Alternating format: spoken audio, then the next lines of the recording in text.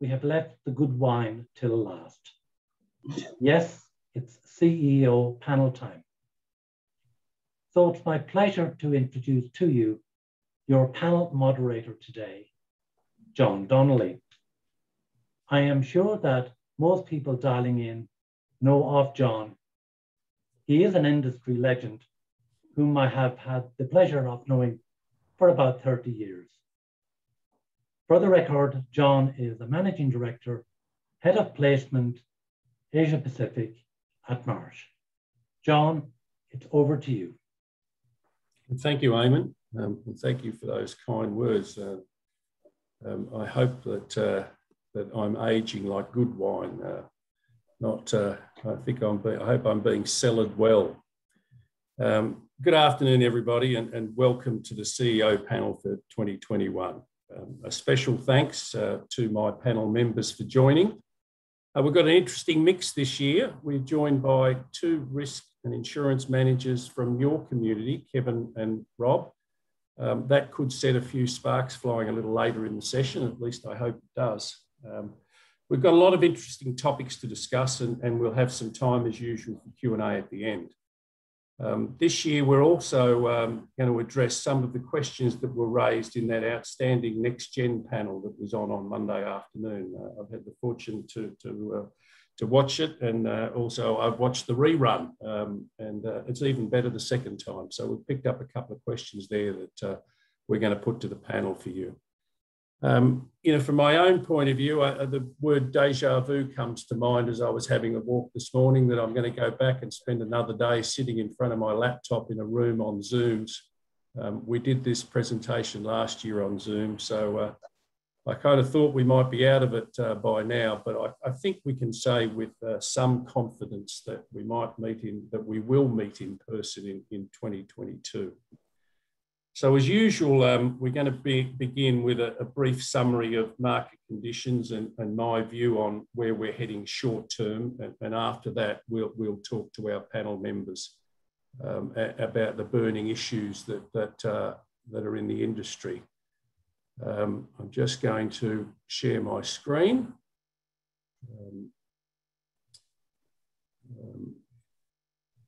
So we can go through my presentation.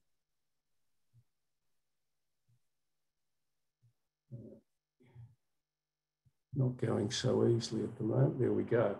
Okay. Every year I look back through my notes from the previous year's presentation to see if my forecasts were accurate or whether I got things horribly wrong. And getting things wrong is not ideal in my position. Last year I talked about there being green shoots and not feeling as negative as I had been in early 2020 and the 2 years previous. There were some new entrants to the market who might help in terms of capacity for complex property risks and D&O, and that has proven to be the case. I said absent COVID losses, insurers' results were improving and that rate increases were working. That seemed to be a little controversial at the time because, as expected, I got little or no support to this view from the underwriters who were on our panel last year. Well, I've got some statistics to demonstrate that indeed some of the heat has come out of the market, and whilst premiums are still rising, they're doing so at a much lower rate with the exception of cyber. Some slides I'm just going to walk you through quickly come from the Marsh Global Insurance Market Index produced for Q2. And this is the global pricing index. This is all regions and all classes of insurance. And it shows that we had a peak of increases across the world at Q4 2020, and in Q1 of 21 and Q2 of 21, we've come down from a high of 22% pricing change to 18 and 15 in Q2. Looking at that by region, the US is down to 12. The UK is at 28, who are leading the pack. Latin America and Asia have continued at lower rates, and the Pacific is coming off also in Q2 of 2021. Specifically for the Pacific, we peaked in that Q4 of 2020, and for most of this, the pricing increases in the Pacific have been, I think, 17 quarters in a row, and it was about 16 quarters for the rest of the world. And for most of those 17 quarters, we led the pack in terms of increases. We've come off the leader's position, and that's gone to the UK now. We're still at high levels, but pleasingly, we're seeing those increases moderate as we had forecast. This is looking at the Pacific major classes. So property peaked at 31% in Q3 of 2020 and Q4 of 2020. Q2 2021 down to 14%. Casualty has had a steady increase, although the size of increases in the casualty market for most of this 17-quarter period have been a lot less than the property market and a lot less than the financial lines market. I think we're going to see a peak in casualty pricing sometime this year and begin to see some sort of moderation. So what these slides demonstrate is that the global and local markets did peak in Q4 of 2020. And whilst we're still seeing those increases, they are definitely at more moderate levels than in previous years. I've got to say, from a broker's point of view, and I know from a client point of view, it's been a pretty exhausting 4 years having to live with those increases, explain them, for us to explain to our clients and for clients to explain to their boards. It's been exhausting. But finally, we seem to have got over the peak and we're heading in the right direction. Unfortunately, it's not the case for cyber. We're seeing very large increases. We're seeing a loss of appetite by most insurers. And we're seeing clients in some industries left in the cold with very sizable increases and reduced coverage limits available for them in the market. I guess the big question is, will this moderating in rate increases continue to the point of flat renewals or even some premium reductions? Well, I think we've established a trend, and let's look at why we've established that trend. I've said in previous years at this forum that what drives the market is firstly supply and demand of capital, and secondly, and as turning out to be more importantly, the market's results. In terms of capital, there is ample capital in the market, and investors thankfully still view insurance as an important asset class. Capital continues to enter the market. It's estimated to have increased just over 4% this year. Importantly, there's been no retreat from the alternate capital sources such as pension and sovereign wealth funds, which now play such a vital role in the global market, particularly the reinsurance market. In terms of insurers' profitability, this is the slide that we use that we have used for the last few years, which demonstrates what their results are. I said absent COVID, the rate increases were working, and here is the proof. If we look at full year 2020 and half year 2020 and compare them to the half year of 2021, I must apologise to FM that I don't have the half year numbers, but their full year numbers are pretty good anyway in recent years. You can see quite an improvement in the insurers' results. If you look at Swiss Re for the first time on that the chart, they have got their combined ratio below 100%. AIG again have got down to in the low 90s, and they are definitely heading in the right direction. AXA XL continues to improve, and Chubb have always been a pretty standout performer, and they've got themselves down into the mid-80s in terms of their combined ratio.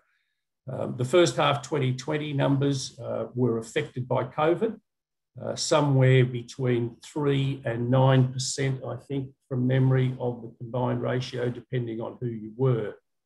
But the trend is definitely down. So let's just talk about cat losses. Swiss Re produced some great statistics on market cat losses. So for the first half of 2021, the global cat losses were, insured cat losses are estimated to be $42 billion US. Now that's 10% higher than the 10-year average. It's 4% up on last year, and it's the second highest loss figure in the last 10 years. So if the underwriters' results are improving and the claims are higher, it must be that the higher premiums are producing these better results. There's always a cautionary note when talking about first half results. They are not anywhere near as important as the second half results.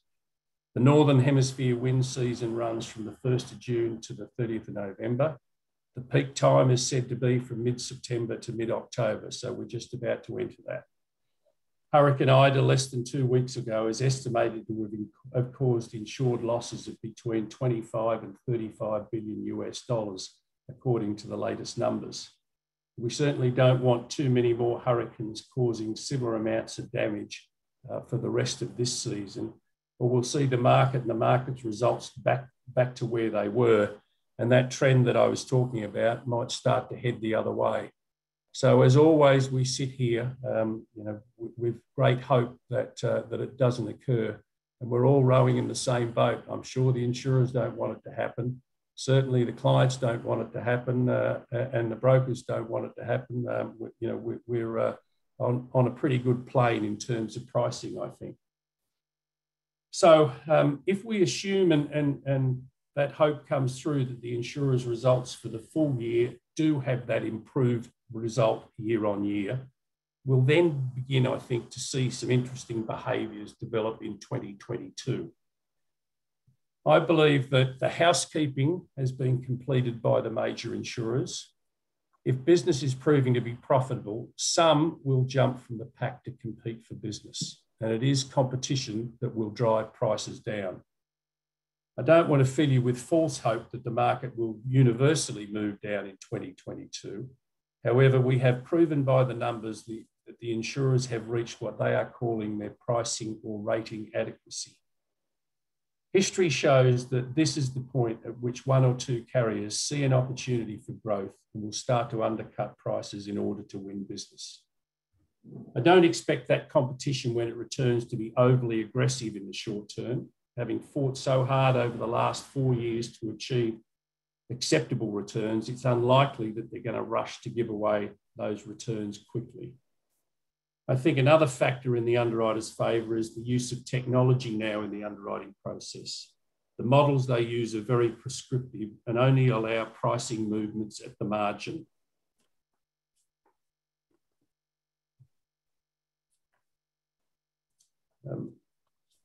They ensure that the underwriting personnel are more disciplined. The process today is far more scientific than it is artistic.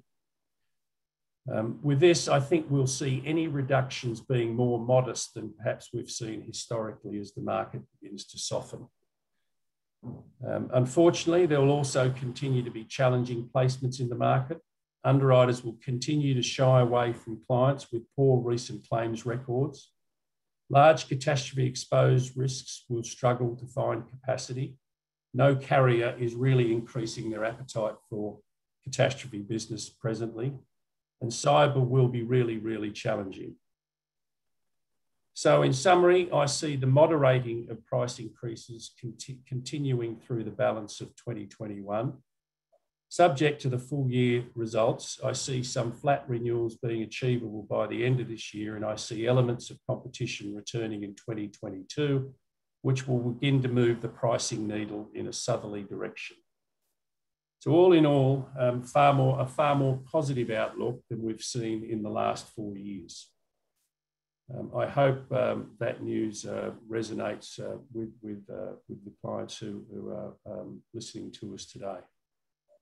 So we're now going to hear from the panel. And I thought, sticking on the market theme and giving someone the opportunity to respond to my thoughts. Nigel, I'm going to start with you.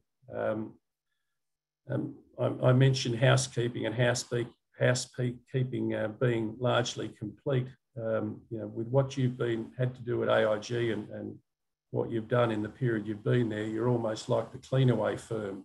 There's been a lot of housekeeping going on.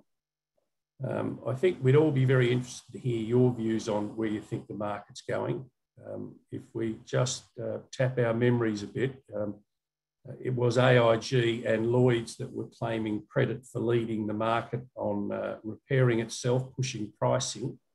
And from my memory, 7 or 8 years ago, it was AIG who led the market down with your new large limit capacity. So you're a big player when the market changes. You personally had a lot of repair jobs. You had the repair job with the Lloyd's syndicate, so you're pretty experienced as this turnaround stuff. And we're certainly seeing more positive things from AIG in the market locally and globally. But how do you think the major global carriers, including the London market, are going to react with these improved results? Do you think we're going to see more competition in the market? John, thank you. Good afternoon.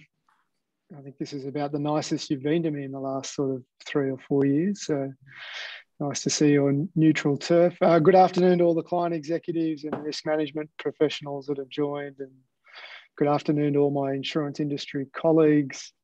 Just noting this is the last session, just want to acknowledge what a great job the RIMS Australia Organising Committee and presenters have done for pulling off another great event in very difficult circumstances. John, excellent presentation. We do genuinely empathise with our clients after 15 quarters, I guess 16 if we include the current quarter of firming rates. We fully appreciate this is on top of a difficult and or complicated business environment right now with COVID and the way the global economy is behaving. I think that's, unless of course you're Dan Murphy's, I think they're responding pretty well in this environment. As you said, the insurance industry is a classic supply and demand economic model, so it doesn't add any value for me to suggest we look at what happened in the 40 plus quarters preceding Q4 2017, but I thought it might be helpful context for me to provide why I don't think the short to medium term is as predictable as previous cycles, and or why cycles in the future might be shorter or flatter. So if you allow me the time, I'll come around to your question just by bringing some important context, because I don't have the crystal ball, John. I think there's still a few variables out there that could be positive and or headwinds. So I was just going to touch on 3 areas: low interest rates in the economy, regulation and risk management, and social inflation. So on the low interest rates in the economy, insurers are a total return model. As everyone in the audience would know, we generate returns principally from 2 areas: underwriting and investment. And whilst interest rates had only modestly risen off their historic lows, the COVID response from central banks to bring us back to zero or even negative in many parts of the world further reduces expectations that the investment results side of the total return model will bring. The forecast is negligible, and that's not just relevant to us as your direct insurer, but our reinsurers are total return models, and even retro reinsurers are total return models. So everybody in the risk transfer chain is expecting low to negligible investment returns, and so therefore their focus all the way through the risk transfer train is on underwriting returns. So with the focus strongly on underwriting returns for us, our reinsurance partners, and the secondary reinsurance market, the retrocessional reinsurance market, I think it's fair to expect that risk transfer prices aren't going to soften quickly. And traditional soft markets that we've seen, we've usually had relatively good interest rates, supporting the investment side of the return. And so you saw increased supply come into the business in all areas. So for supply, it's not just the direct market that usually increases in supply. You see supply come across the entire risk transfer model. And I don't think we're going to see that happen as quickly as we have in previous cycles. So fair to say the risk transfer prices are going to remain relatively firm. I think the economy influence is a really interesting one. I think it's, I think we're all wondering whether the printing of money and the fiscal response we've seen of flooding the market with cheap capital will ultimately trigger sustainable inflation, or are we more at risk of long-term deflation? That's too big a can of worms for us to open today, but I do think a deflation environment brings, considerable economic and operating risks for all of us that, broadly speaking, we haven't traded through. So I think that'll cause some caution and or some possible quick manoeuvring. And then, of course, there's the ever-evolving government COVID safety response plans and what impacts they might bring. So some interesting things happening around interest rates and the economy. Regulation and risk management, an incredibly busy period for regulation. And I think I'm pretty well positioned to give context to that. I'm been pretty unlucky in my career in terms of timing relative to reg change. I arrived in the US in 2003, just pick up a business right in the change of Sarbanes-Oxley following the Spitzer era. And then I went to the UK in 2012 and led a business through a multi-year Solvency II journey. And candidly, I haven't seen a schedule of change like we're trying to currently implement in Australia regulation-wise. It'll ultimately put us in a better position, but it's a journey to get there, and it's a lot of time and effort for insurers. I don't raise it because of the increased costs. I raise it because of the governance frameworks that it institutes, which I think will either limit appetite or nimbleness to enter, expand into new markets. And I think it also continues to raise the bar considerably for new entrants, expanding entities. We talk about the Uberization of the insurance industry. I think this regulation only makes that harder for non-insurance entities to find their way into the market quickly and smoothly. You also mentioned risk management as a potential speed bump, John. I think you were right to do so. Our operating control frameworks, like many of our clients and trading partners, is the most mature it's ever been.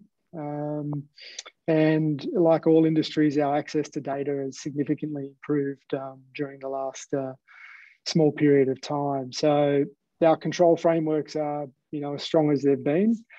I don't think this will make predicting long tail classes necessarily easier. And as you know, in corporate insurance, we are heavily weighted towards holding and pricing long tail classes, very early in their maturation. But I think it will make it easier and it'll speed it up. So I don't think we'll have to wait as long going forward in our cycles to determine how those long tail classes are performing and where they may be relative to an appropriate return. The other factor I mentioned was social inflation.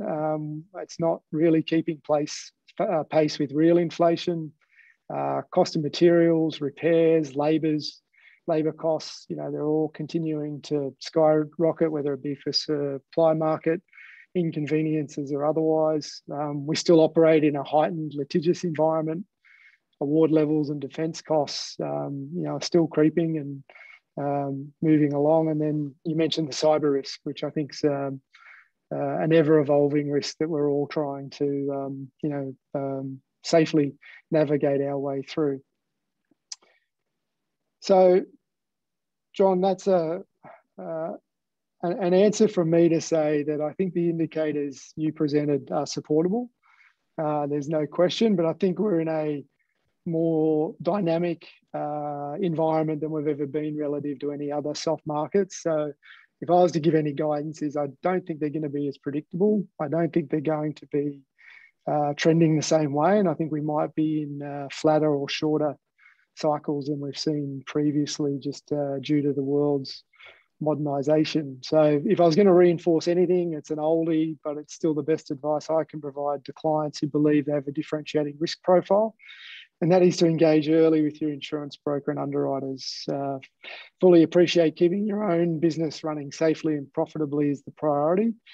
But recognising the underwriting process is as robust as it's ever been it will certainly help you navigate the process most effectively and give you the best opportunity for the outcome you're desiring. So, John, that would be my feedback for you. Well, it's definitely a yes from you then, Nigel. That was terrific. No, I think you're right about a number of those things, and we share views on those. But there are potential obstacles. The global economy in terms of investment returns and so on is not what it has been in the past. So, but I think as I said, things will be done in a more measured way, and I think you're supporting that that view. And there's certainly, you used the word rigour around that process, definitely so in the underwriting process. Thanks, Nigel. We'll be talking again a little later. I'm going to come to Dimitra Day now, who is the head of Global Accounts Division at Chubb. Welcome to you again, Dimitra. Thanks, John. Maybe something a little more a difficult one for you to handle, but really topical is cyber. That market is in a state of flux. You have been a leader in it. You have been particularly strong in the major account area in Australia in relation to cyber. Without wanting to appear to be too harsh, you've had a bit of a rethink on your position globally for cyber. You're advocating for changes and some aspects of coverage, etc. And obviously you, in line with everybody else, is looking for price on the back of, which are very many high-profile claims that we read about on the front page of newspapers across the world. But I think that the client audience would be really interested in yours and Chubb's view on where that cyber market is heading. What you think the product actually might look like in the future, because clearly the answer is not just going to be about price for cyber. So if you could share with the audience what Chubb's views on that cyber product are. Thanks, John, and as usual, a meaty question. So, everyone would agree that we've certainly seen that the cyber market this year is experiencing significant changes, as you said, with increases in rate, increases in retention, including coverage amendments. But and there's also been fundamentally a reduction in capacity being provided by insurers. So, and the reasons for these changes is due to the increase in frequency and severity of loss events, which we've all been exposed to and aware of. And these events of cyber attacks are not industry specific per se, but they are impactful and impacting both the companies under attack as well as the cyber claims that are coming through to insurers. So if you'll allow me a couple of minutes, I'll just run through some statistics which I've taken out of our Chubb Cyber Risk Index. And this is, the Chubb Cyber Risk Index is something that's available online and it's free to all to have a look at. It gives some statistics both on a global basis, but also in the context of industry-based information.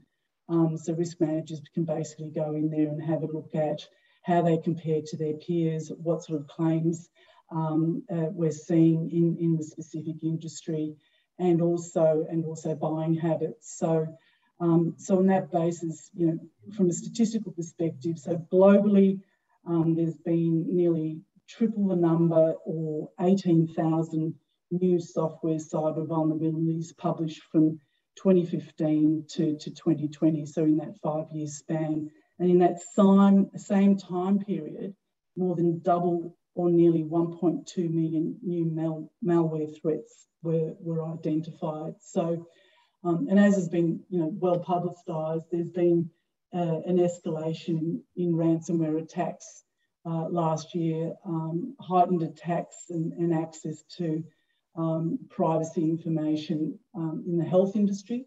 And we've also seen far-reaching events such as the attacks on Colonial Pipeline in the US, you know, the SolarWinds and Microsoft Exchange. So, and the Colonial Pipeline attack, as an example, impacted close to 50% of America's fuel supply for several days in the southern part of the US.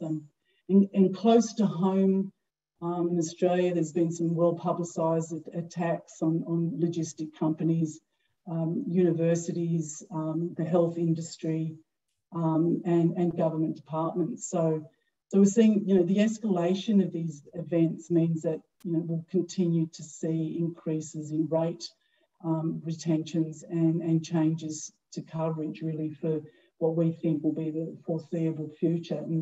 And while these events have not yet become catastrophic in financial terms, I think future events like these could. And as an industry, we need to manage our aggregation exposure to these events and the interconnectivity across multiple insurers. So, and at the end of the day, we want to maintain a viable and sustainable insurance industry. So, I mean, I can't obviously talk to our competitors' intent going forward, but as you mentioned, Chubb is in the process of reconfiguring our strategy in relation to cyber risk. So we're looking at it in the context of a two-pronged approach by considering, you know, cyber risk as either a limited party event or a widespread event. And what I mean by that, for example, limited party events are things like ransomware attacks. So, you know, ransomware has contributed to over a quarter of our cyber notifications from Chubb insurers.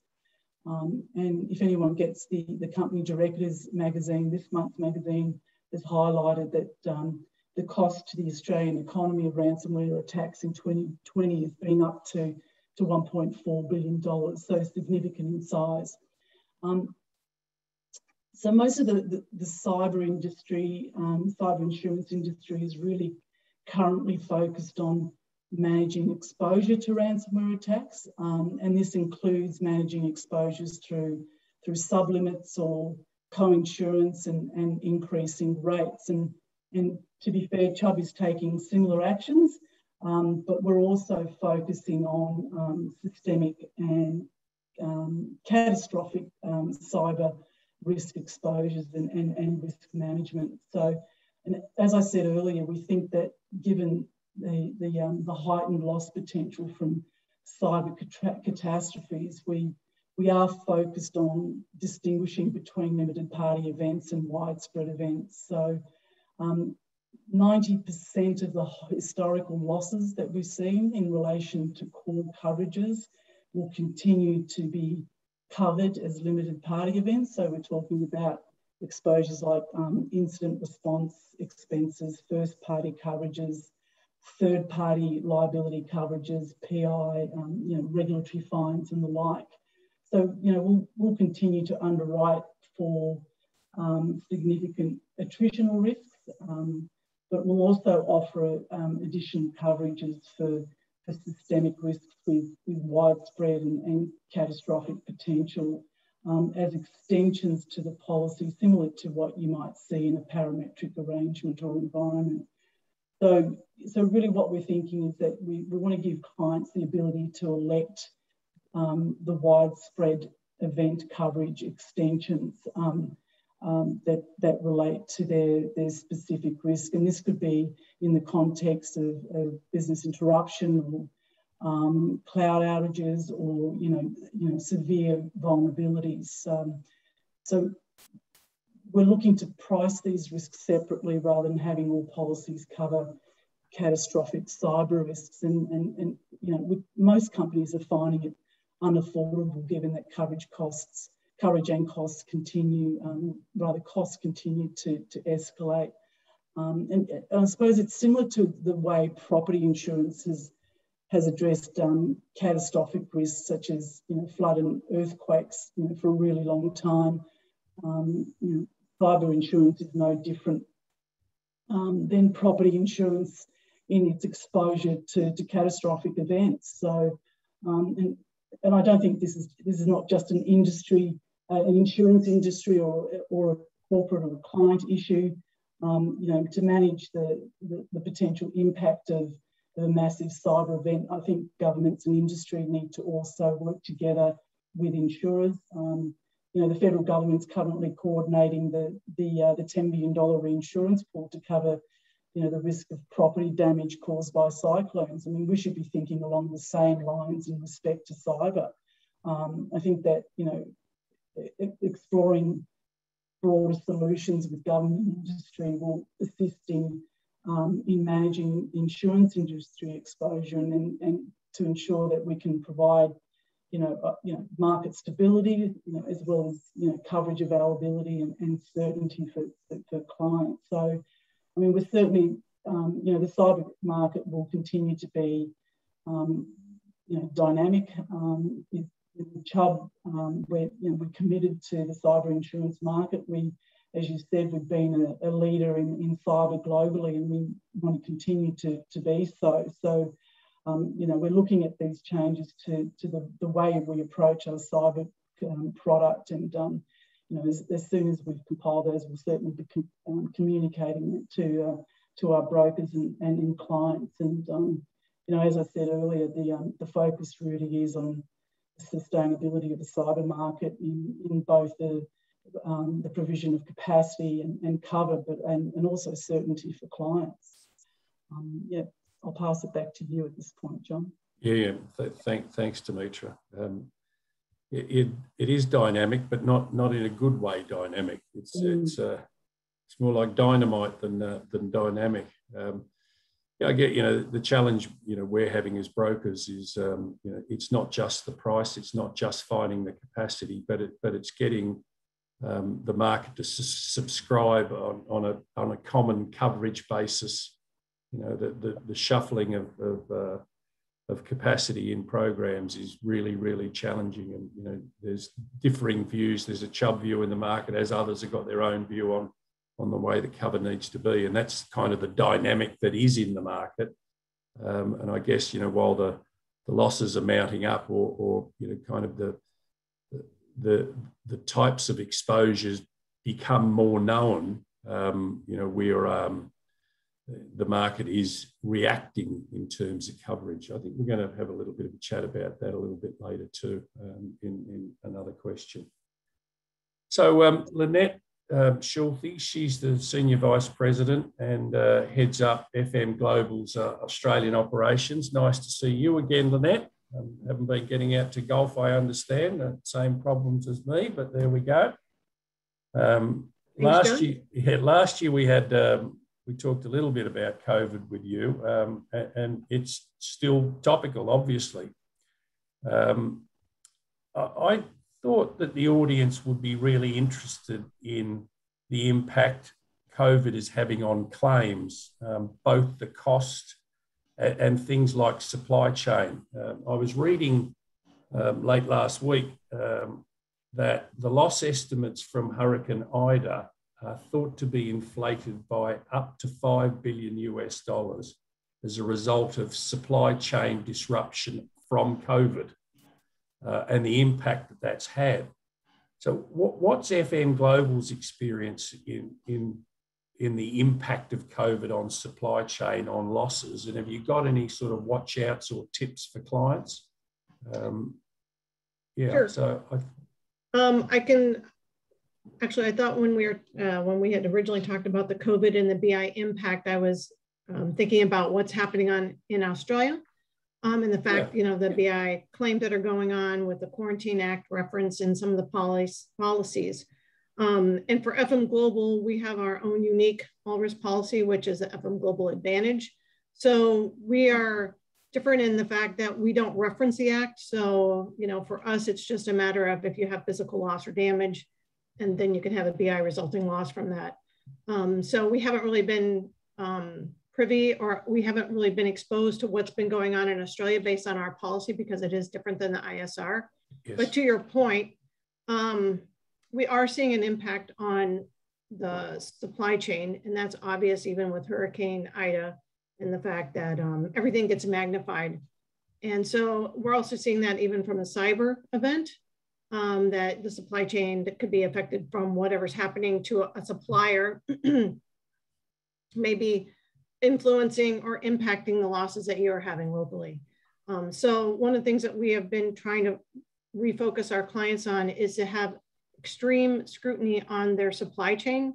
So whatever you do to look at your individual locations, and when you're assessing whether or not that's a location that you might want to expand into, whether that be internationally or whether that be locally, is go through the same scrutiny that you're going to do for your own location. You would also take that to a supply location.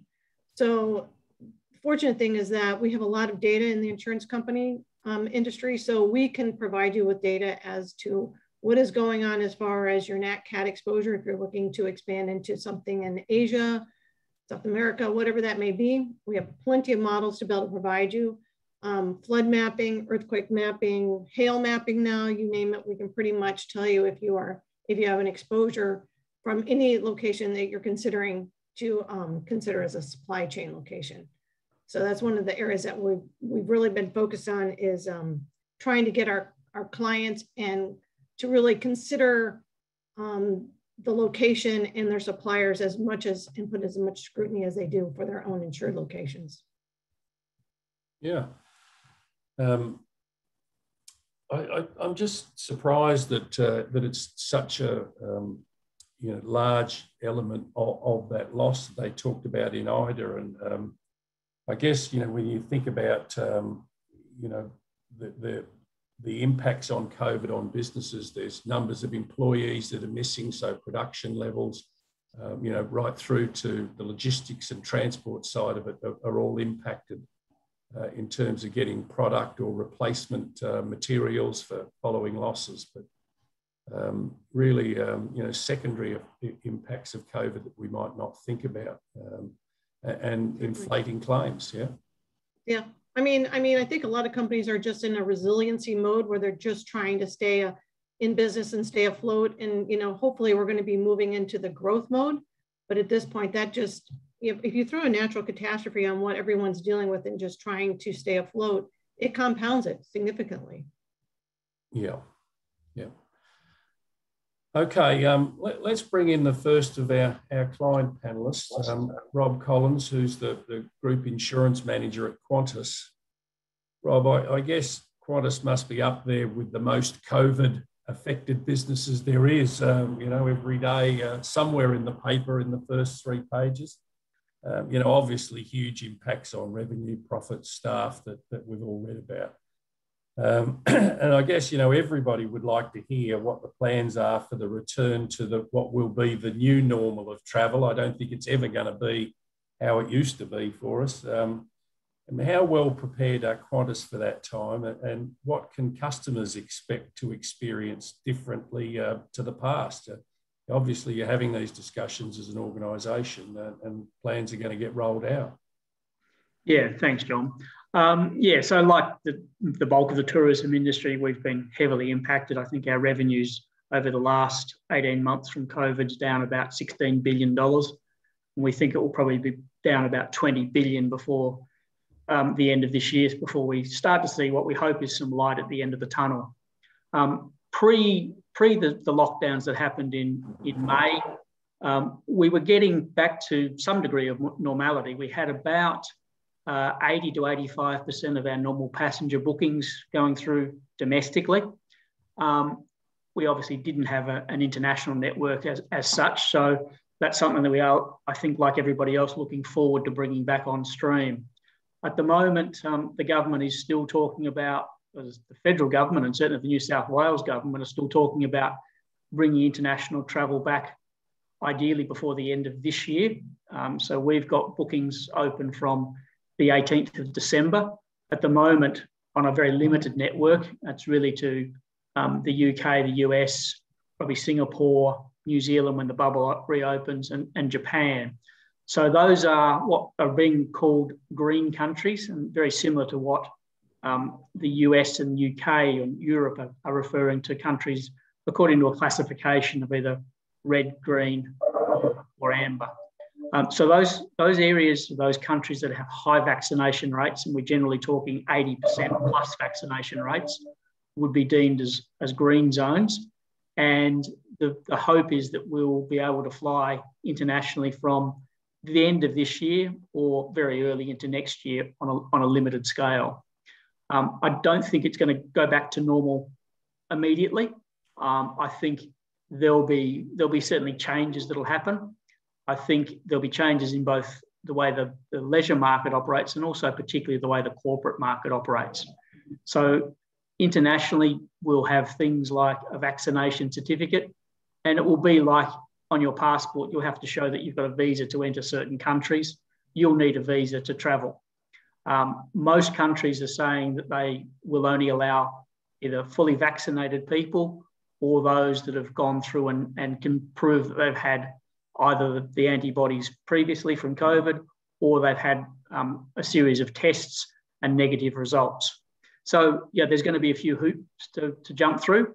I think the problem is every country runs the risk that they'll have their own processes, and that's something that we're working through with ICAO, which is the International Civil Aviation Organisation, and with governments around the world to try and have some uniformity so that people know what to expect when they make a booking, they know what to expect when they go into a country.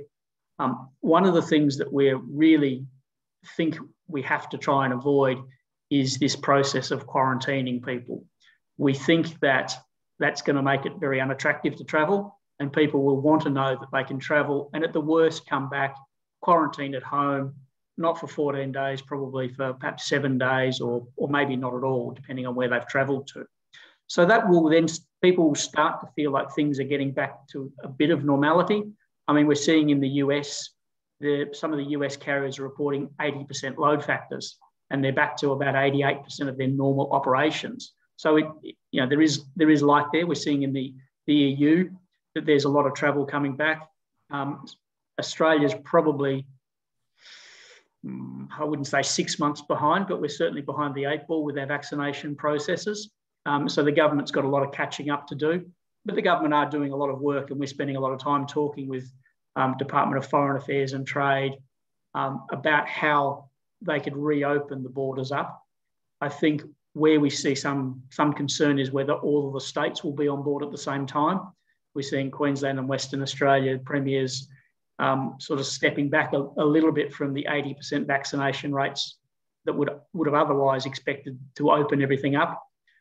So we've, for example, recently said that if we can fly to the UK, for example, we may not do it through Perth because you may have to quarantine going through Perth, which would be a bit silly that you can go to the UK and come back again, not quarantine. So you can get to the UK and Europe, but you can't get to Perth without having to quarantine. So we may find we have to do things like fly through Darwin, which didn't please the Premier of Western Australia, but so things like obviously wearing masks on board will be it'll just be accepted. Other than when you're eating and drinking, you'll have a mask on board.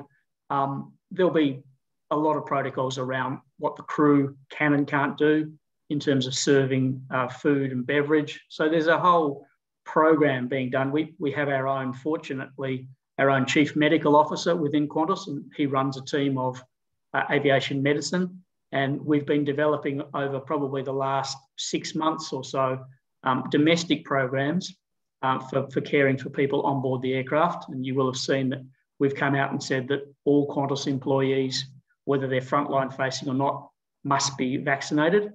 That includes all the corporate office and includes all of myself and all of my team. So we take it seriously that we have a very strict duty of care to the passengers. And I think you'll see many airlines will adopt that approach where everyone will have to have a vaccination rate. All the suppliers, all the baggage handlers, if we outsource services, will have to be vaccinated so that we can ensure as far as possible the safety of passengers. And there's been very, very low transmission rates on board aircraft, so it can be done. We have had some experience. We've done some international flying with repatriation. We did 7 flights in the last 2 weeks, bringing people bringing people from Afghanistan on humanitarian flights. We've done about 160 flights now, bringing people back into Australia from overseas. All of those have been successful, and we've not had any contamination on any of those flights. So we've got plenty of experience on how to do it. We just need to scale it up. I think the leisure market will come back very quickly. I think there's a lot of pent-up demand, both domestically and internationally. We've seen that in all of our net promoter scores and all of the surveys that we've done. I think the corporate travel will be interesting. We saw before the latest lockdowns that our corporate business was back to about 70% of pre-COVID levels domestically. And I think there is a view that on some businesses that, well, you don't need to travel for work anymore. And that will be interesting, that people are saying, oh, we've been doing Zoom for 18 months, we'll just continue to do that. And I think the feedback we're getting from many CEOs of companies is Zoom's been fantastic. It's kept us, it's sort of been able to keep in touch and get through this difficult period, but there's nothing like having a face-to-face meeting. And I think most of the risk managers on the call will appreciate that while insurance is perhaps a bit of a dinosaur industry, there still is a very important relationship to have a face-to-face meeting with insurers. I know many brokers, and I'm sure John shares this view, would say they're a lot better when they're face-to-face with the insurer. It's a lot harder for an insurer to say no when you're face-to-face than it is for them over the phone, on a call, or by email. So I think there's some very important business reasons why travel will come back quite quickly. A lot of smaller companies are saying their differentiator from their other competitors is their ability to meet with clients. So we think international traffic will still come back for corporates quite strongly, but we know that some of the big firms will probably be a little bit slower to come back. One thing we have noticed, or we've been in discussions with Department of Foreign Affairs, they've said there are something like 2.1 million expired passports out there. So if you're planning to travel, check your passport, check your children's passport, and make sure it's got at least 6 months on it before you can travel anywhere. So we know we're going to get people front up and make a booking and then realise they don't have a passport, and they'll try and go through and get that renewed, and it will be a really slow process. So check your passports, because we all want you to be flying again as soon as we can, and hopefully that will be the end of this year or early into next year. Thanks, Rob. I agree with you about the face-to-face meetings. Certainly you've got a mammoth task ahead of you as an organisation, but I'm sure all of us have got the utmost confidence, like I have, in your organisation to get through this and come out the other side and we'll fly fantastically well with Qantas again soon, we all hope, huh? Yeah, certainly hope so. Thanks, John. Thanks, Rob. Kevin Bates, I left him to last, the group head of risk and insurance. I left him to last just in case he was a little bit controversial, but I'm hoping he's got some spark in him. Kev, as a buyer, you've certainly experienced the difficulties of the market in the last 3 or 4 years. I think, in the broking world, we have a sense that many clients, many buyers have had enough of paying market premiums. They're looking for different types of solutions, and they're looking at ways to not only control their costs, but actually look towards reducing cost. There's a new phrase we're hearing. We're hearing about waterfall solutions. What changes do you see in buying patterns in the future? I know you're a bit of a futurist on this and think about it a great deal. What would you like to challenge our carrier panel members with in terms of development in the alternate risk solution space? I think, if you give us sort of 5 minutes on what you're thinking, Kevin, we might actually ask some of the panel members to respond to your thoughts, huh? No, perfect. And thanks, John, and good afternoon, everyone. I also think it's a bit of a setup that you put me last and you say, just in case I'm controversial, and then you ask a question like that, which can only really drive a controversial answer, but I'll play it with a straight bat and in the spirit intended. So, and I'll hopefully leave it out there for some solutions from the esteemed panel that we have. But the way to probably answer it from a buyer's perspective is, if I were to personalize it for everyone, and what I'm going to say is a conversation that every single person on this panel and everyone listening, probably most people in the world, has experienced with their girlfriend, boyfriend, husband, wife, partner. And it goes something like, can you please stop trying to justify to me that what you have said or what you are doing feels rational to you, and just listen to how it's making me feel and the impact it's having on me. So, and everyone's smiling and nodding, which means I'm not alone with that conversation, which is also a positive. But this plays out in one of two ways. Either us having the moniker of X before we then say husband, wife, boyfriend, girlfriend, partner, or it has us working together that whilst we might not agree with what our partner is saying, we respect them and the future enough to know that we've got to adapt and find that sort of middle ground that you can both live with. So let me then convert that to a conversation that's happening around the world, in every boardroom and every executive meeting that takes place. And this starts something along the lines of, we cherish the partnerships that we share with our key insurers. It then moves on and says something along the lines of, in recent years, the partnerships become a little less balanced. And it feels a lot more like take it or leave it statements are being made when it comes to pricing and when it comes to the contraction in terms of cover. The conversation then continues along the lines of, therefore, is it still a partnership? Or has this become a more commoditized trading relationship with some in brackets? Then it goes on and it says, hey, we've been reading this Marsh Composite Index, and it says for the 15th straight quarter, we've got pricing increases all around the world, and in most places around the world, it's still up in the tens of % quarter on quarter.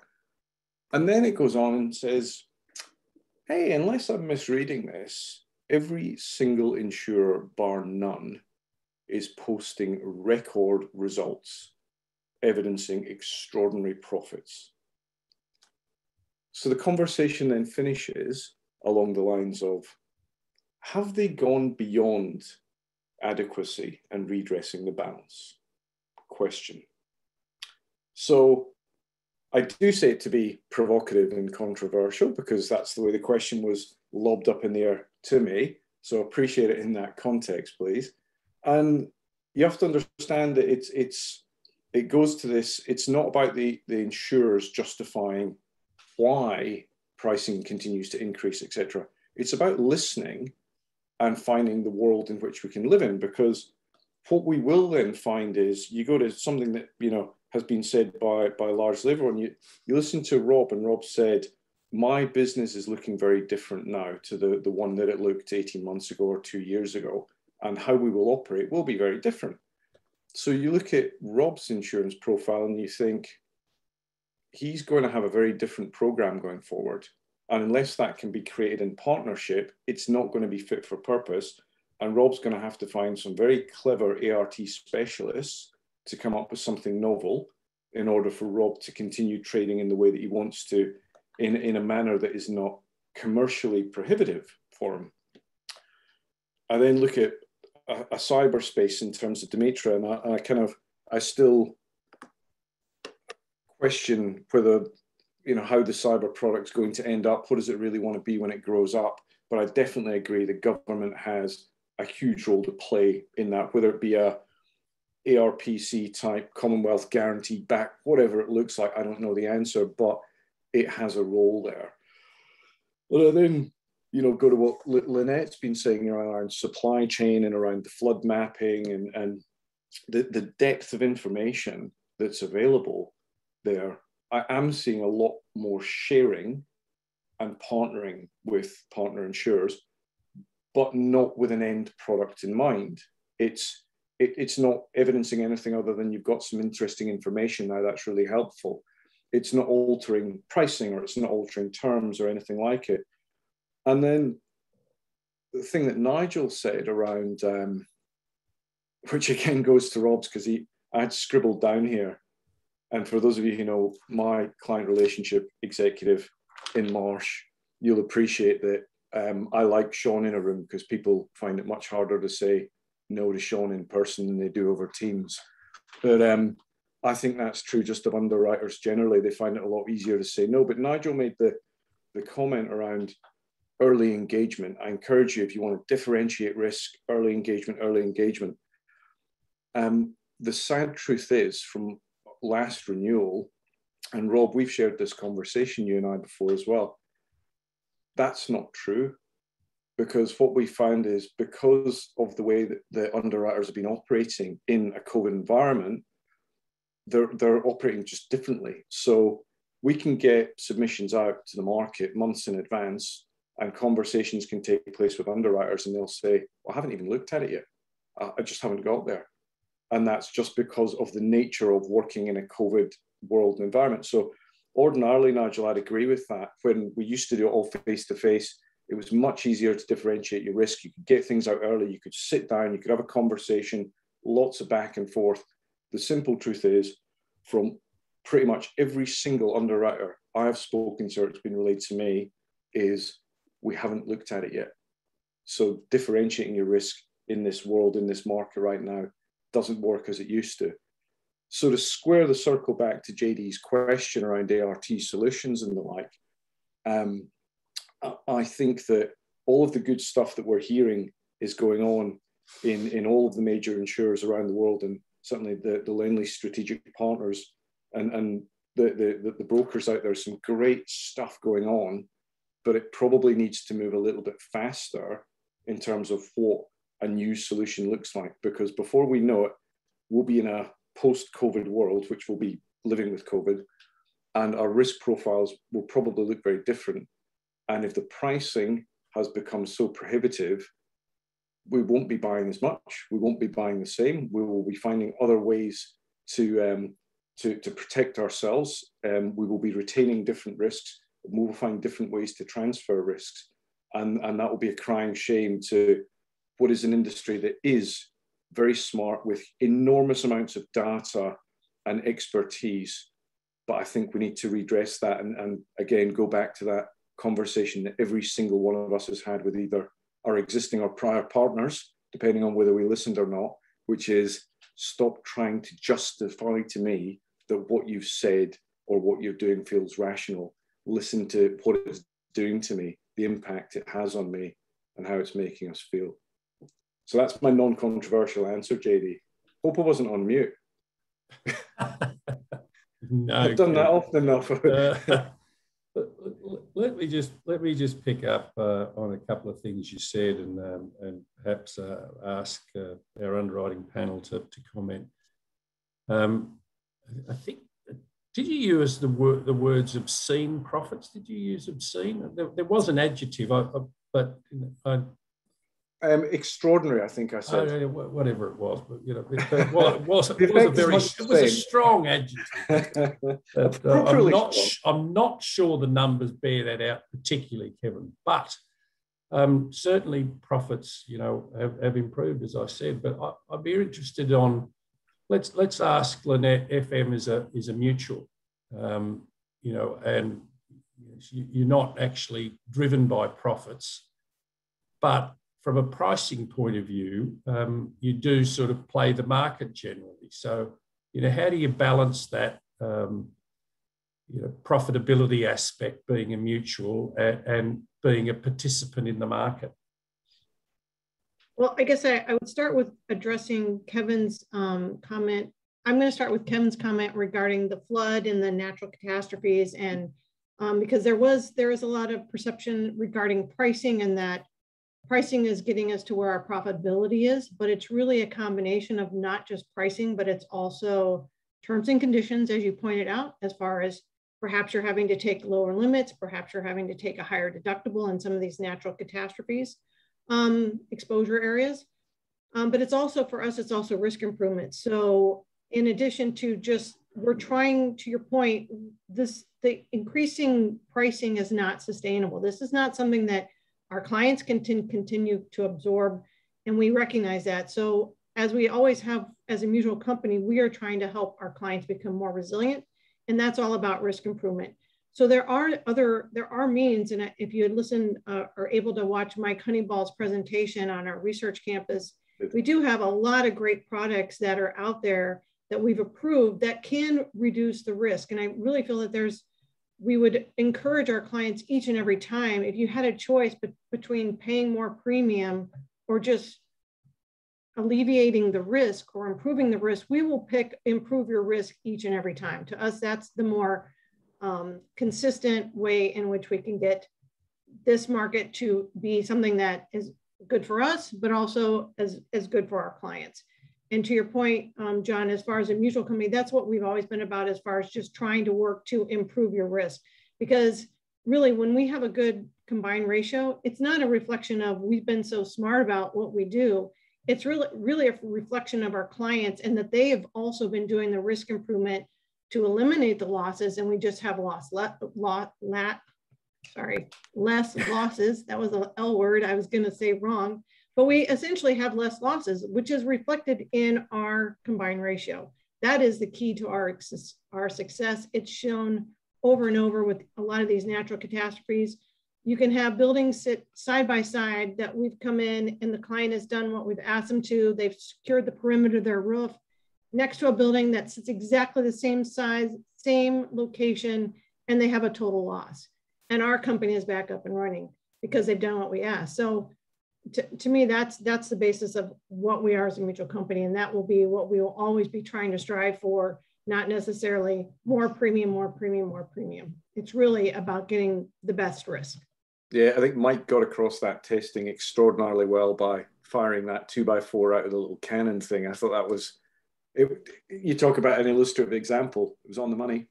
Yep. Yeah. And if you see it in person, it's even more impactful. I can just say, because I've seen it a couple of times and it's still, you just can't wait for the cannon to shoot off. So yeah, it was, Nadine and my team was telling me about that, and also the earthquake machine as well.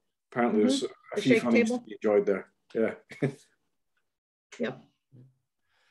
Nigel, housekeeping I talked about in my presentation. I mean, that's part of it too. It's not just pricing, but risk selection is important in getting the results right. Having the right reinsurance program, how much risk you're taking yourself, and the way you syndicate risk is important. But, you've got to get to a point, I guess insurers have got to get to a point where all that's done and you know what your pricing model should be, you know what risks you're trying to select, and then you kind of should know what customers that you want to be with longer term. And I think, we might be on the cusp of that right now. What you see that, thinking about what Kevin's saying in how the market's responding. I think the alignment of the process is spot on as you described it, JD. We've been through a iteration of looking at how the portfolio's performed in certain areas. We're getting more information on ever-changing risks around liability business. We're in a position where it's far more nimble for us to look at those main factors. I mean, just picking up on a point of Kevin's, I think the part that he's mentioned to me and resonates loudly with everyone, I think, is that ultimately the insurance company is a service provider. We might be a highly complicated business model, but we are a service provider. So if Kevin or our clients are feeling that we've lost perspective relative to where their business is today or where it's going, then it's imperative that we change that perception and engagement. I would say that I'm not getting the same feedback as Kevin around making ourselves available for risk engagement type reviews. I think the underwriting process leading into renewals is a bit of a logjam because of underwriters and brokers and clients working remotely. But we've hung tough in the Australian market in particular in some coverage areas that have become very, very scarce for capacity. And, we can assure you we didn't do that for money making.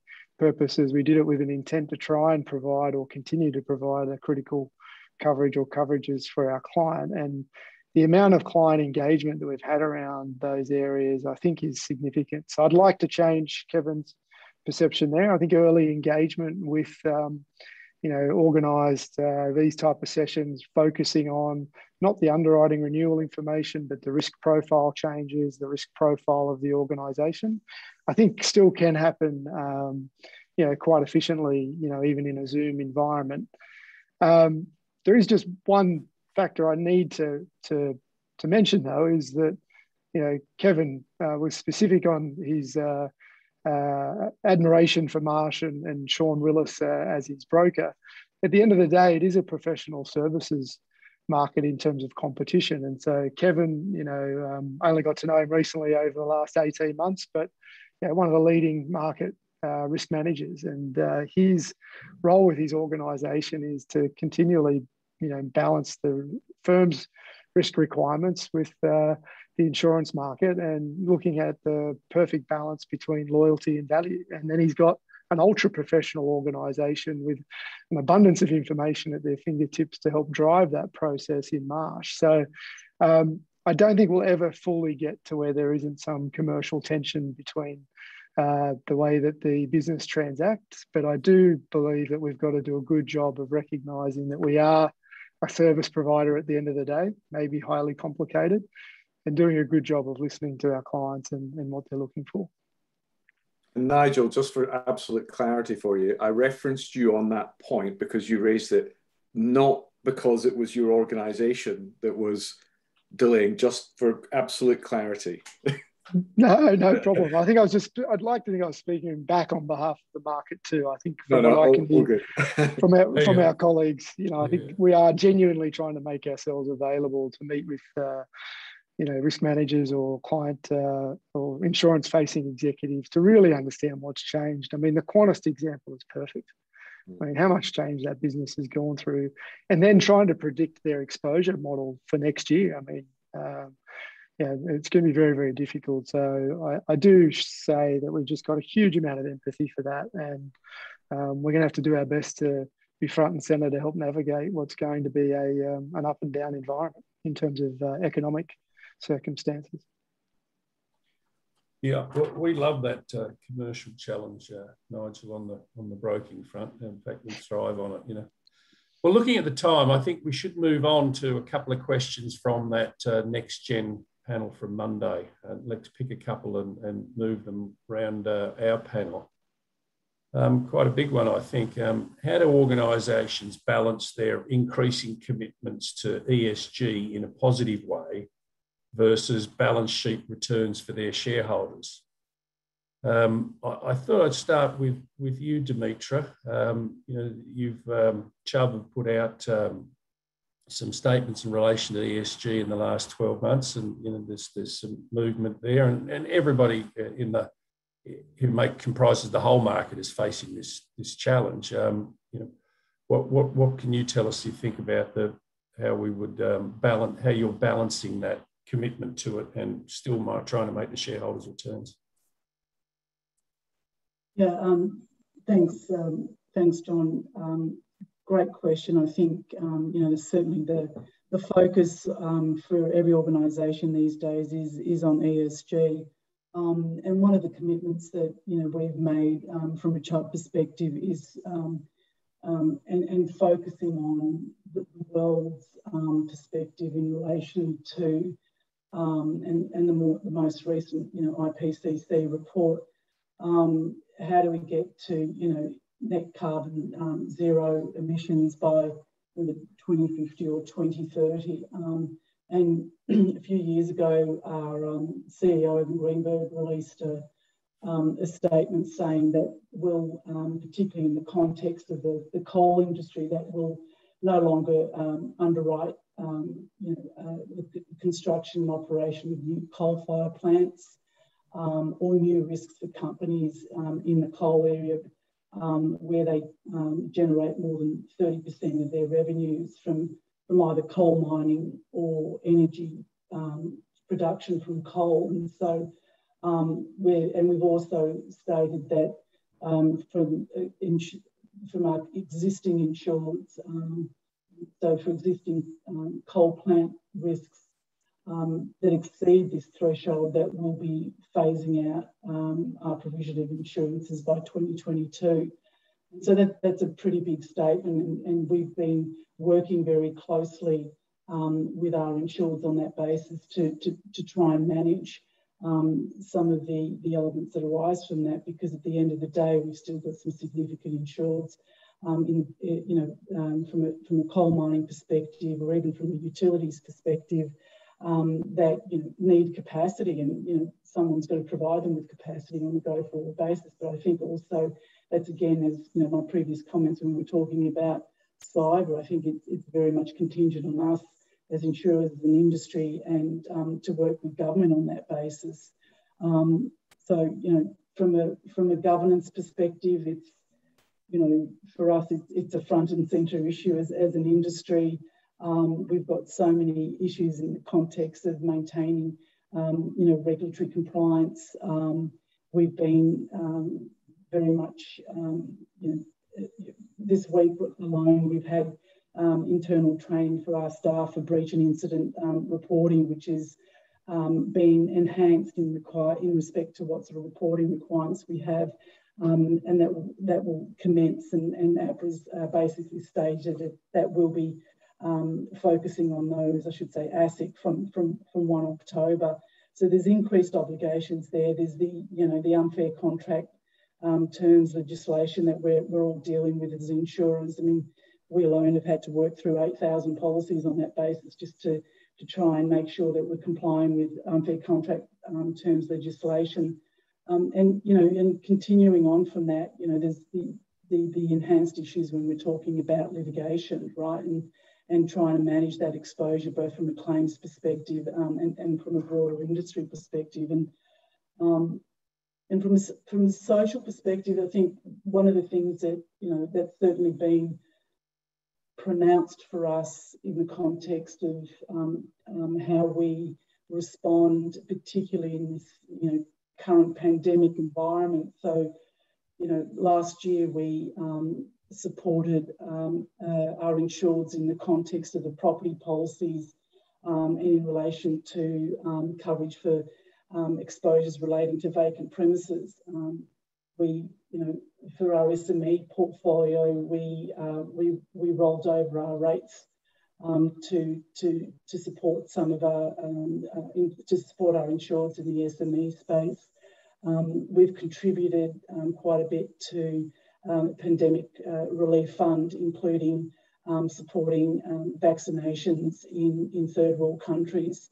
And internally from a CHUB perspective and specific to our staff, we also stated, particularly in 2020, that the commitment to staff that there be no layoffs. So at the end of the day, there's a lot of work that's been done at an ESG level, both internally and externally.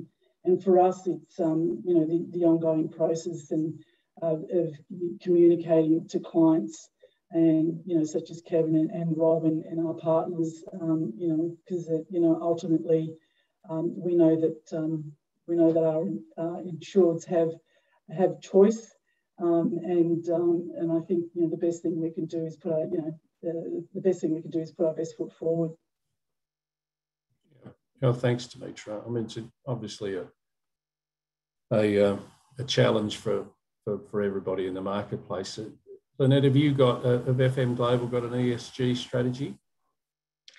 Well, as you know, John, we are a mutual company, so we don't have the same pressures on shareholders and trying to meet their expectations in that sense. However, as a mutual company, our policyholders are our owners. So we very much listen to what they have to tell us within our board of directors.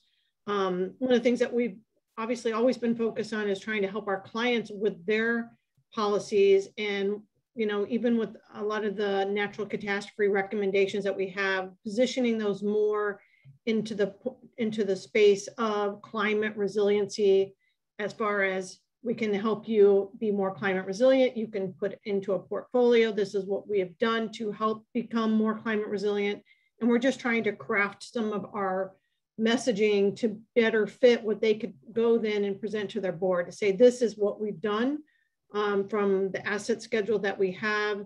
So that's one of the areas that we've been working on. But we also realize that we can't just talk the talk, we also have to walk the walk, right? So as an insurance company, we've also taken on many things as far as objectives for next year and the future years.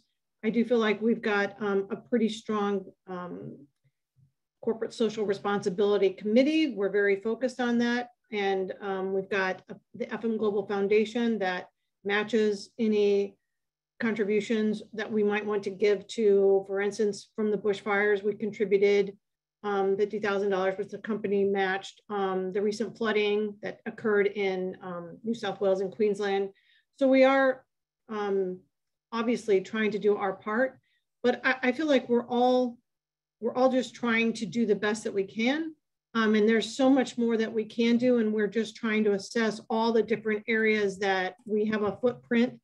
And I think that that's just an evolving goal that we all have, that we're trying our best to, meet whatever we can and minimize our carbon footprint. I think that's what we're all trying to get to. Yeah. I've just had a note from my boss on this session, Eamon. He thinks we should extend by a few minutes because there are a few questions here and one more from the Next Gen panel. So if you're okay with that, we might run a few minutes over. The second question from the Next Gen panel, and it's a big one, is, and it's been touched on a little bit, some of this by each of you in your presentations, but the two biggest emerging risks we're seeing from clients are that's emanating from climate change and cyber. And the insurance market is seemingly retreating from both of these risks. How can the market or governments perhaps provide longer term solutions and more certainty for clients with these exposures? And we had a little bit of a discussion. I think a couple mentioned whether the government can get behind on cyber.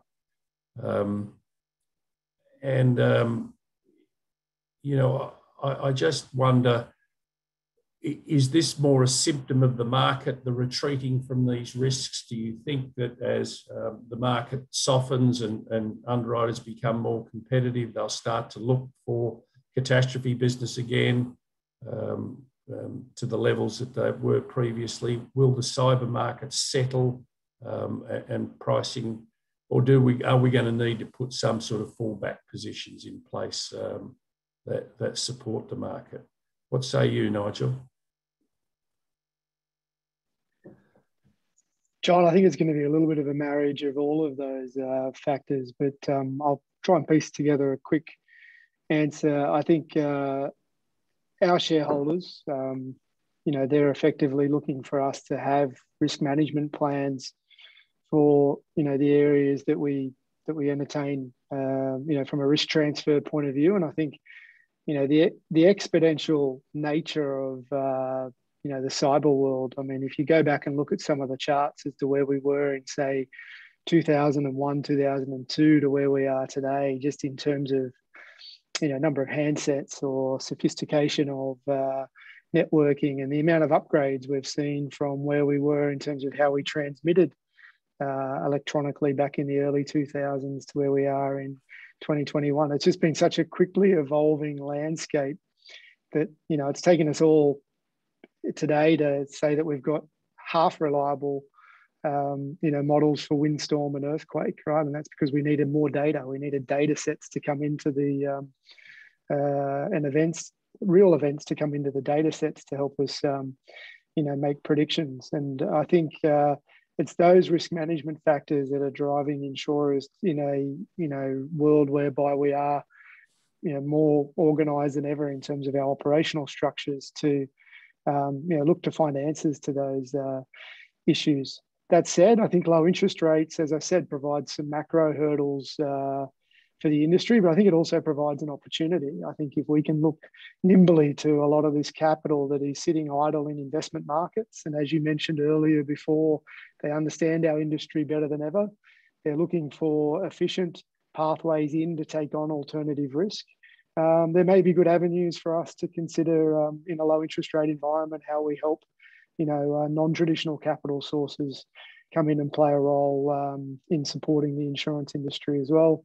And I think it's inevitable, John, that, governments, as they have with the North Queensland insurance pool, find their way to seeing that these are some unpredictable circumstances where they can lend some support for us to, as an industry, acknowledge the challenges, yet still be there in support of our clients. So I do acknowledge, John, it's an ever-evolving circumstance. I don't think it's necessarily retreating. I think it's not having an answer for the risk management expectations that our regulators and shareholders expect us to be able to articulate. I can assure you we'll continue to work on it. It's on all of our risk radars, and they're topics that we're constantly looking at trying to get better at understanding and find safe ways to manage the risk. Thanks, Nigel. Anything you'd like to add, Dimitra? No, I think Nigel's well articulated that response. I think for us, it's the ultimate reason for our existence is to ensure that we've got fit for purpose products, as you mentioned earlier, Kevin, and providing as much as sustainable capacity as we possibly can to our insureds, and a lot of that's also not only from our perspective, when I look at, for example, our property portfolio and ensuring that we've got the reinsurance capacity behind us to back us up and to be able to provide that large capacity limits that our insureds continue to seek is critical. And I think, even when we're talking to, the cyber element earlier, I mean, you buy the product, but you also buy the service behind it. And it's the, with the various vendors that, insurers have to manage claims and also, talk to insurers about preparing for large loss events or loss events themselves. So I think, it's an ongoing discussion, but I think Nigel's covered it off well. Yeah. Rob and I were having a discussion earlier in the week about cyber and what's happening in that market. And I think we concluded that it's where we are for clients and having to present what's going on to their boards. It's a mix of irony, embarrassment, and failure that we spent so much time convincing the client world to buy cyber insurance, and we had to convince many boards to buy large limits. And now we're turning up when you see there are lots of high-profile events saying, well, we can't buy the cover that we previously had, and what it cost before is now multiples of that. It's challenging for people like Rob and Kevin in clients, and obviously challenging for us to get it done. It's awkward, Rob.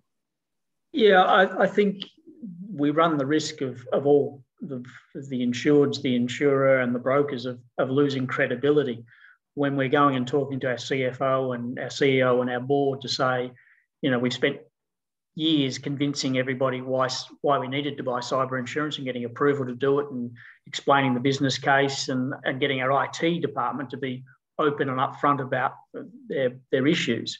We've sort of had it in place now for a couple of years, and many companies have been on a long journey for this. And all of a sudden, I've got a meeting tomorrow with our cyber committee to say, well, look, it might double and the cover might disappear, and insurers that used to be our long-term partners on a whole host of classes of insurance are saying, and I don't mean this to any specific panel, any member of the panel here, but we're seeing that relationship is just disappearing. And it's like, oh, yes, well, 2 years ago, we wanted to write it, we wanted to be your lead, or we wanted to have a big participation, but now we don't want to know about it at all. So you're going to the board and like D&O and like, cyber, to some extent property, we as risk managers lose our credibility because we say we want long-term sustainability, we want relationships with our insurers, And then in a year's time, they're saying, oh, well, the price has doubled or it's tripled, or there's no cover, or we've only got half the cover we need. So all three of us look a little bit silly in that. So we all of us want profitability in our industries. No one's disputing that in any way. But I think we do need to acknowledge that it's very difficult for risk managers to go and explain, 10%, 20% price reductions and then 100, 200% price increases in a few years, in what is only a couple of years' time. So I think, we all need to sit about how the best way we can smooth those out, because it takes away the very purpose of why we buy insurance. If we either can't buy it or it doesn't cover the risks we need. And when we look at our risk register, there's a number of risks already on that are not addressed by the insurance industry. And we run the risk, cyber will just be another one of those. And then in 3 years' time, when the market perhaps feels they understand the risk better and say, oh, look, we've got this product we'd like to sell you, we're not going to want to buy it as risk managers. We're going to say, well, no, because in another 2 years, you might withdraw from the cover. So the credibility is a bit of an issue at the moment for all of us, I think. Thank you, Rob. I wanted to answer a couple, but here's one from the audience, and it's a bit of a doozy. It actually feels like it's been written by Kevin, but that I might be being unkind to him. A question. As a panelist, you can't write your own question. It won't allow you, so it's definitely not. Yeah, it's a question for the carriers. Following on from Kevin's comments, where to from here as regards to enduring relationships? Are carriers expecting insureds to simply ignore the very difficult conversations over the last few years? Surely it's not a case of let's kiss and make up and go on as we were before. What exactly are you going to do? What exactly are you going to do to improve this? So, I mean, that's suggesting that that those conversations and perhaps relationships, some of them have been fractured over the last couple of years. Lynette, what about your customer management? How are you going to handle that as we come out of this?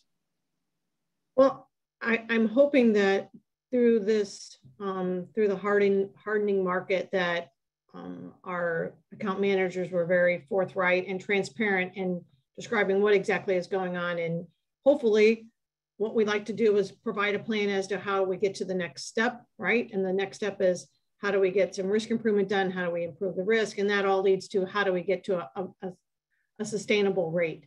But the kiss and make up, I think we all have empathy. We recognize, we know what the position is of the clients, but we also have had a position as insurance companies that we had not been profitable. I mean, to your point, we're profitable this year, but we had, at least FM Global had a number of years where we were not profitable, and we had to start making some changes. And some of those changes required rate increases. Some of those changes required us to determine whether or not it was a good fit with a certain client. So we've had to make some hard decisions, and trust me, it's not easy for us to come and ask for rate increases, or it's not something that we treasure and we're like, ooh, we get to get them back. I mean, that is not how we look at it. It's just, we are doing what we have to do to have a sustainable model. So all I can say is that I hope that and I think part of this is also the video conference, we lose that personal touch. We lose that ability to have an in-person meeting, to go to dinner, to talk about it, to listen, rather than we have 1 hour, we have to get everything done within that hour. We don't get to have that socialization and, to vent. I think that's part of it, is just being able Rob's to earlier point, yeah. And listen. Yeah, I agree entirely, Lynette. So that's literally what I was going to say. I think it as much as I felt like you were talking at me, Lynette, there, I'm sure you were talking at whoever wrote that. But that question underscores exactly the last point that JD and Rob were talking to around the credibility of how do you, 1 year go in there, and cyber is the great example. You're pimping a product, you're saying you need to do this as directors and officers of the organization. It'd be negligent if we didn't. And then 3 years later you go, yeah, no, we can't buy it even if we wanted to. It doesn't exist. So I think it underscores that point as well. Certainly. Yeah. Nigel, customer management, coming out of the bad news times of the market, it's something you're focusing on? Yeah, I'm sure Rob, if he was looking at me, noticed I was nodding when he was talking, and I think the point that Kevin made is that if that's how our clients are feeling, it doesn't really matter if I can bring context to it, right?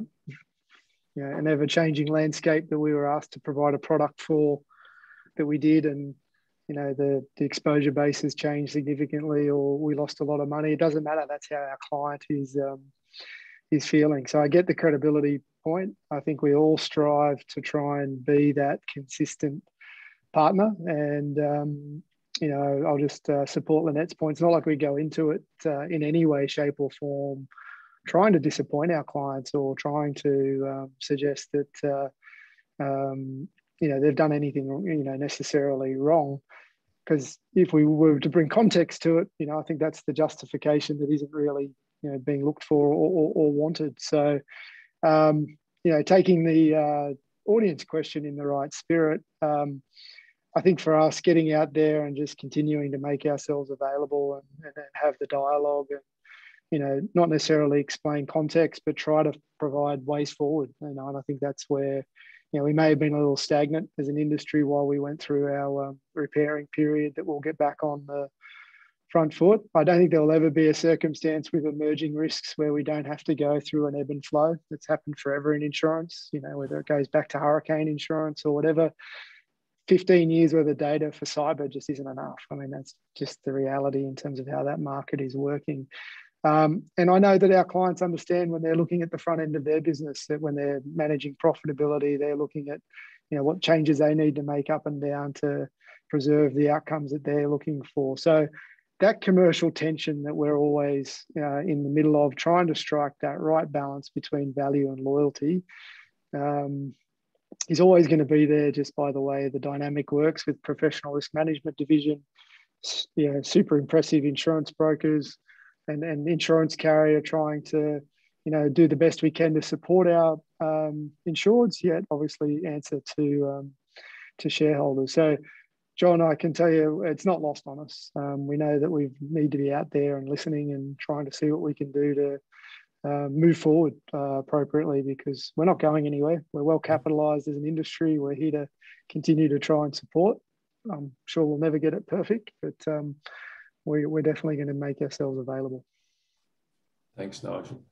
You said that that sort of market fluctuation is always going to be there. I guess it's over which period. There was a question here earlier. The first question was, would we prefer to see the insurance market reach a level of consistency over a long period of time, or do we welcome the fluctuations the hard and soft market cycles have brought historically?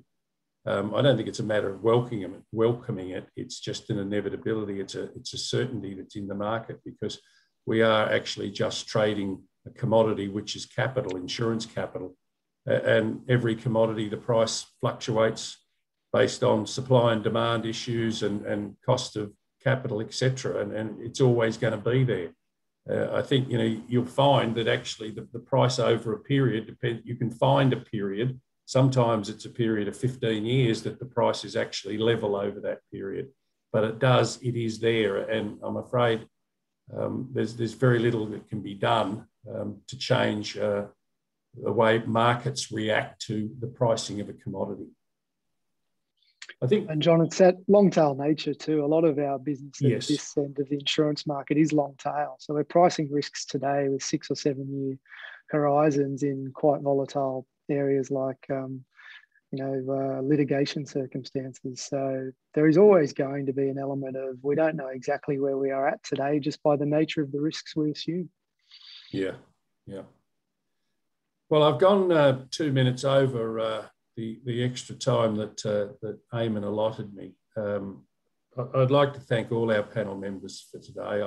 It was a pleasure to facilitate. I think this worked really well to get some client thoughts, get some client views, and some questioning of the market.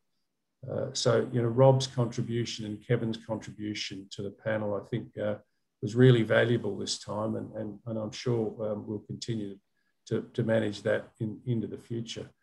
To Lynette, to Demetra, and to Nigel, thank you for being so open about the issues that you face in the organisation, how you're managing them, and taking the difficult questions. There were some difficult questions here, both from the client aspect and from a market that we see from the broking side that is beginning to change and moving in the direction that's a little more client friendly than we've had over the last 4 years or so. So thanks very much, everybody, for listening. And Eamon, I'll pass it back to you.